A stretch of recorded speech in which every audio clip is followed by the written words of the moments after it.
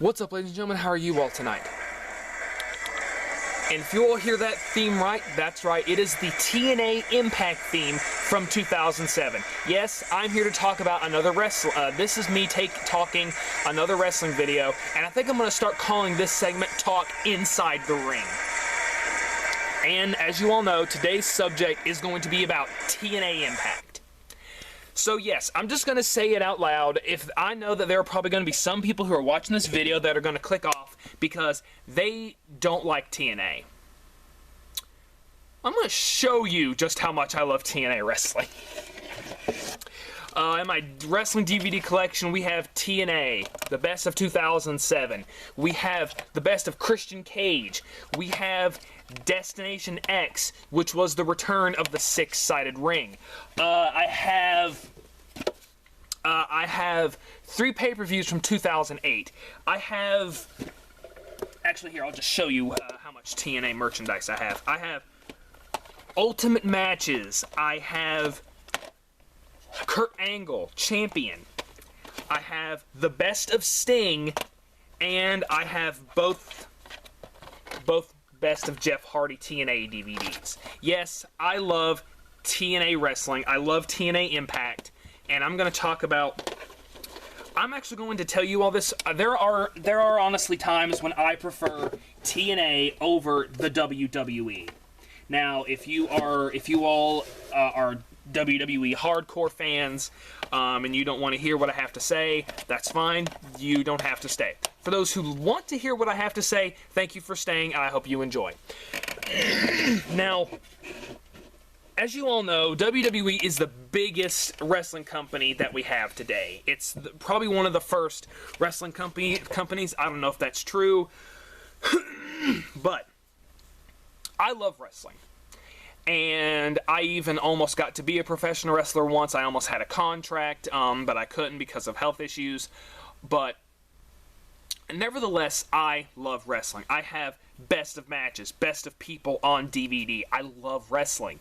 And for my video that I talked about Bray Wyatt and my issues with that, this is me talking about TNA and why I like it better.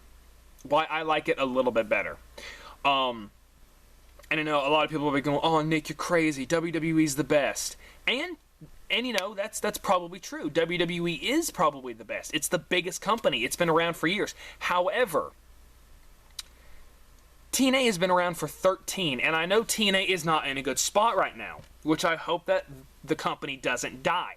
Because let's just list off some awesome wrestlers that we've gotten from TNA, or people that have went from WWE to TNA and have had a little bit of better careers. The first person from the WWE to jump over was probably Christian. When Christian left the WWE and went to TNA, it was amazing. He had an amazing debut. Christian set the limit, set the bar for people jumping from the WWE over to TNA.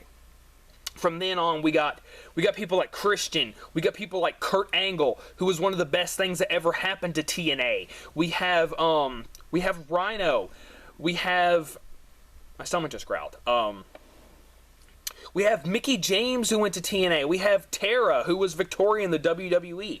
And I'm not putting down the WWE. I'm just explaining the reasons why I like TNA a little bit better. For the most part, TNA is the exact opposite of the WWE. Sometimes I do use some of the things that WWE has used, but let's just list off some of TNA's matches. They have the King of the Mountain match, which is a reverse ladder match, and it's, with me, I feel like TNA is a thing of fresh air. It is something new. Like, for example, when Jeff Jarrett started TNA,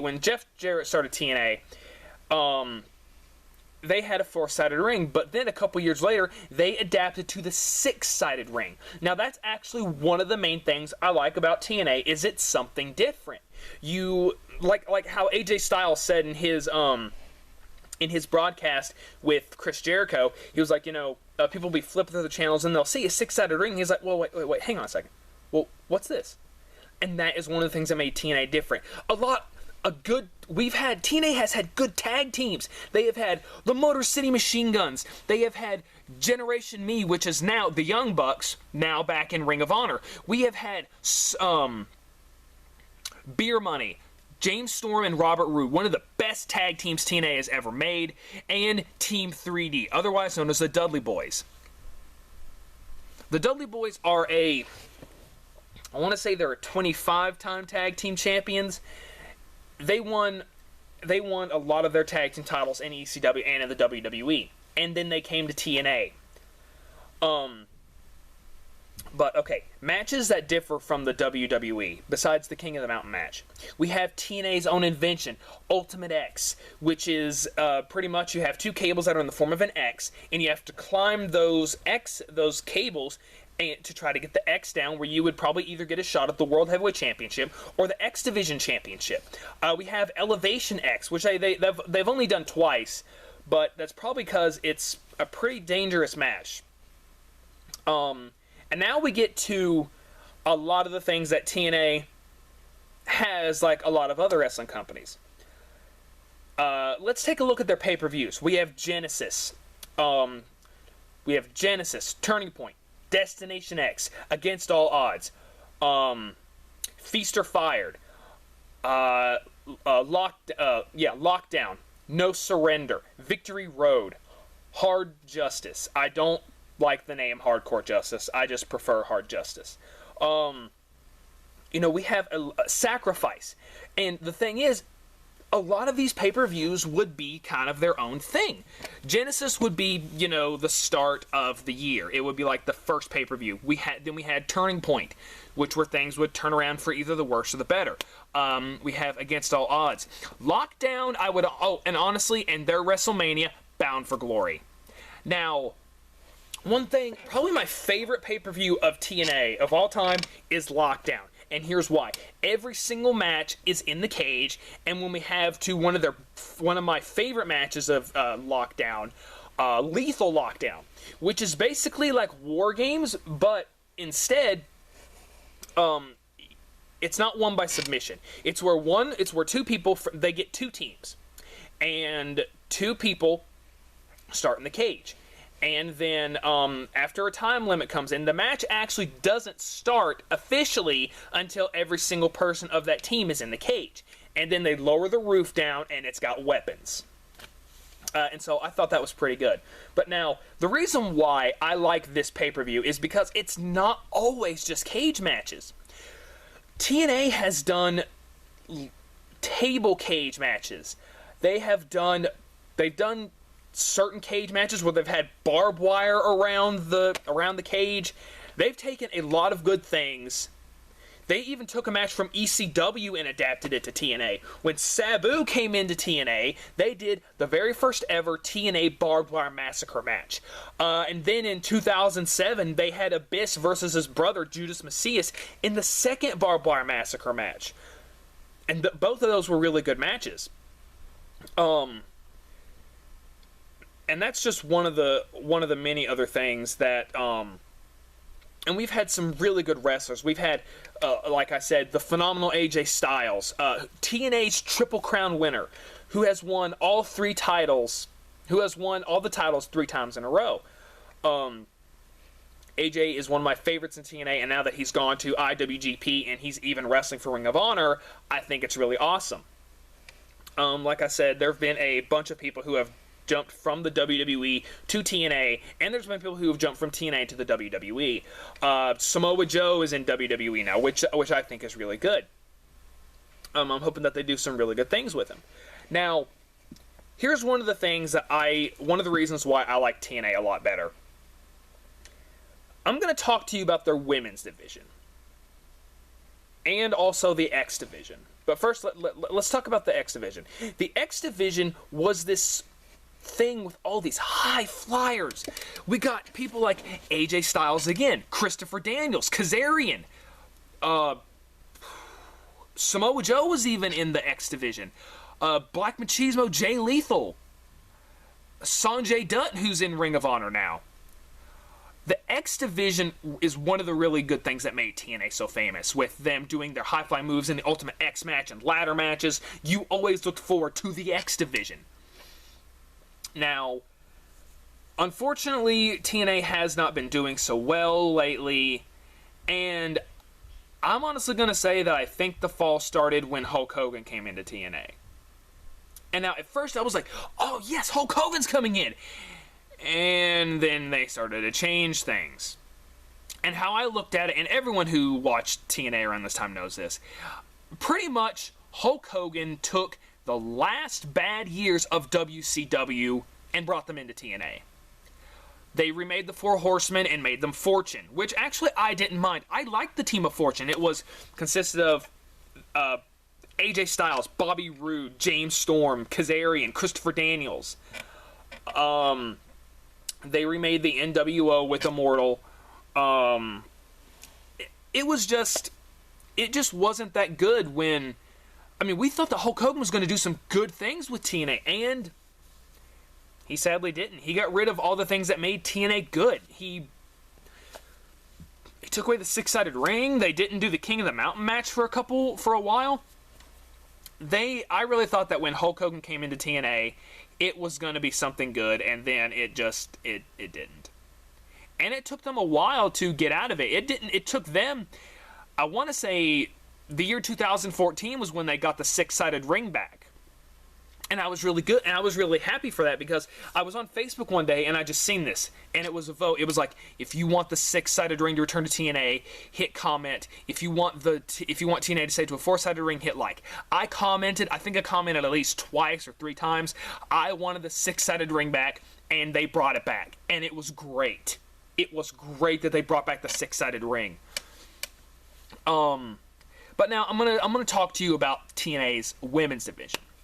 Now, this is honestly one thing that I think WWE has had good women wrestlers. They really have.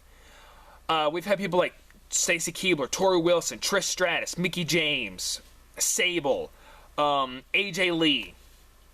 WWE has had some really good women coming in. And even some of those women went to TNA. Mickie James went to TNA. Victoria went to TNA. We had someone who used to be in TNA. Gail Kim went over to TNA, and Gail Kim ended up becoming the very first ever Knockouts champion. Now, this is why I like the women's division so much. When I first started watching TNA, they didn't have a women's title. As a matter of fact, I think the very first match I ever seen of the TNA Knockouts division was Jackie, who used to roll around with James Storm, taking on Gail Kim, I think. But I want to say at 2007's Bound for Glory was when we got the very first ever Knockouts division, or the very first Knockouts title. They had a line of titles that they were going to thank people for and appreciate them. Sting was the last one because he was a World Heavyweight Champion. AJ Styles and Tomko became TNA Tag Team Champions. Black Machismo, Jay Lethal became X Division champion, and Gail Kim became the very first ever Knockouts champion. Now, another thing that I like about the women's division is even though they're gone, they developed the TNA Knockouts tag team titles, which I thought was a good step in the right direction. I was like, all right, yes, they're doing some more with the women's division, because TNA has done things with the women's division that I don't think WWE has ever done or will ever do. As a matter of fact, I think the only time that the women's division in WWE has even done anything that the men have done, and I'm not saying that like the women can't do things that men can do. That's not what I'm saying.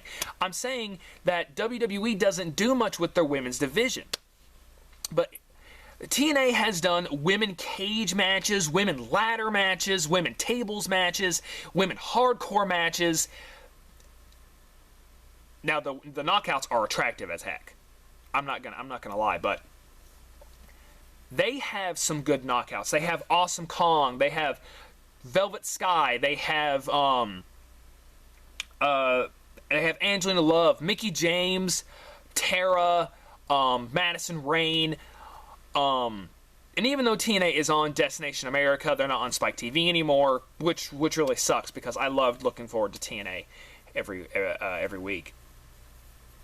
And TNA has, I want to say they have a good amount of titles. They have the TNA World Heavyweight Championship, the X Division Championship, the Tag Team Championship, the Knockouts Championship, the TNA Television Title Championship. I don't know if they still have that, but they used to.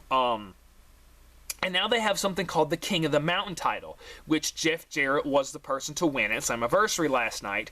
Now, I don't know what they're going to do with this. I don't know if it's going to be a one-time thing, but I think it's pretty cool. But the thing is, with TNA's women's division, is they're not afraid, that the women are not afraid to get into these type of matches, and TNA's not afraid to put them in these type of matches. And I just think it's really cool that TNA is doing things like this with their women's division, and I think that WWE should take some lessons from TNA, and do that with their women's division. And another thing with TNA is, they do try to get everybody over. We have had, a lot of the times, from what I remember, people who were the TNA World Heavyweight Champion, Sting, which, that was honestly one of the main reasons I watched TNA, was because of Sting. When I was in school, I heard my friend Tyler talking, he's like, dude, guess who came back to wrestling? Who? Sting. I was like, no way. No freaking way. And so I was like, hey, well, what channel is TNA on? Spike TV. I tuned into Spike TV, and I see Sting.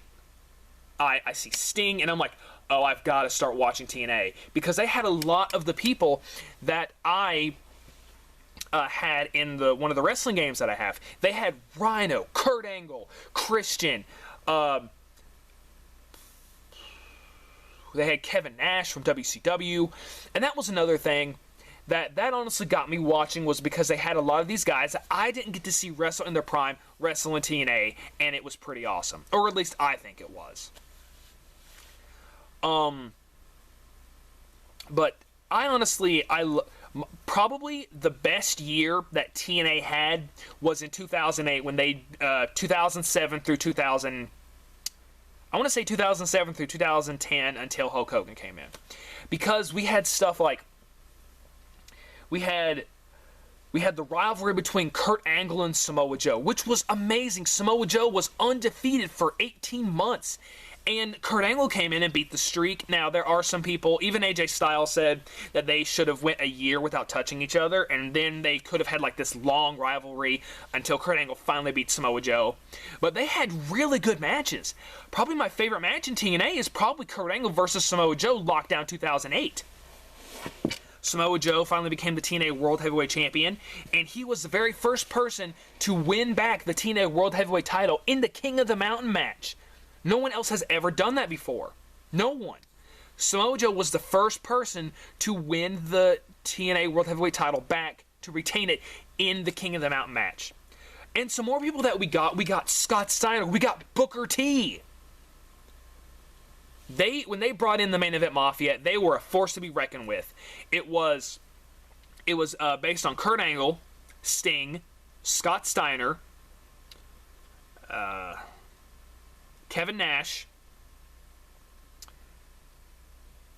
I want to say that was it. It was these 5 legends who were basically going around saying, you know, you guys do not give us veterans any respect. And that was the whole thing with the Main Event Mafia. They wanted respect, and so they dominated TNA for a good year. And then we got some more teams, like we got World Elite, which was led by Eric Young, which I like what they're doing with him now in TNA. TNA has had its bad spots, but I honestly think that TNA is going to get better. I hope it gets better. I hope it doesn't go under.